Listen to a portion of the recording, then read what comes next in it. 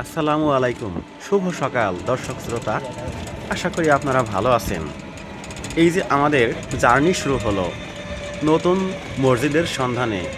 এই যে জনপদ সুন্দর গাছপালা ঘেরা, এটা হলো মানিকগঞ্জের হরিরামপুর উপজেলার গোপীনাথপুর ইউনিয়ন। আপনারা সাথেই থাকুন, আপনাদেরকে একটা নতুন মসজিদ দেখানো হবে। সেটা ঝিটকা জনপদ, ঐতিহ্যবাহী ঝিটকা হাট বা স্থলবন্দর। এটা হরিরামপুর উপজেলায় পদ্মা নদী থেকে একটু দূরেই অবস্থিত।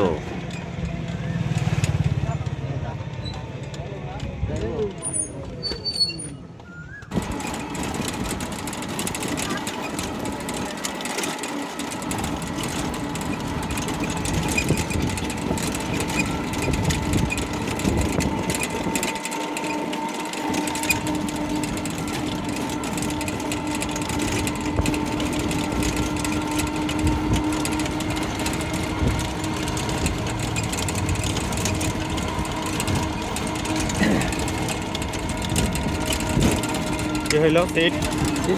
সিট তো ভাঙে। হ্যাঁ, আপনারা শুনতে পেলেন, ভ্রমণ করতে করতে গাড়ির সিটটাই যে ভেঙে গেল।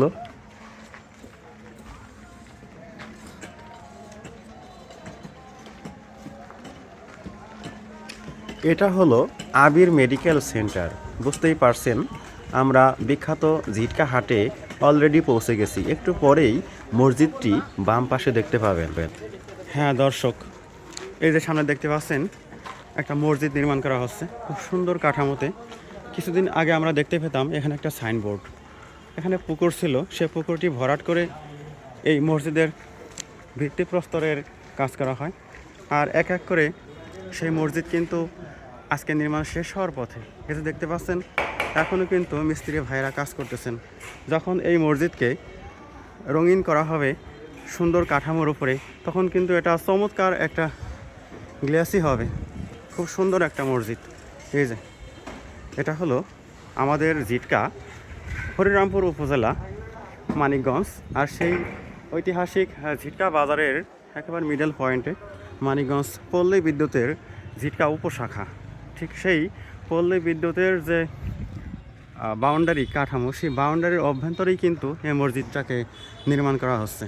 এই যে আপনারা চারপাশটা এখান থেকে দেখতে পাচ্ছেন, কি সুন্দর তাই না? অনেক সুন্দর একটা শহরীয় এরিয়া। আমাদের ঝিটকার অবশ্য কোনো শহর হয়নি, ঝিটকা স্থল বন্দর, ঐতিহাসিক হাজারীগুড়ের জন্য বিখ্যাত জনপদ।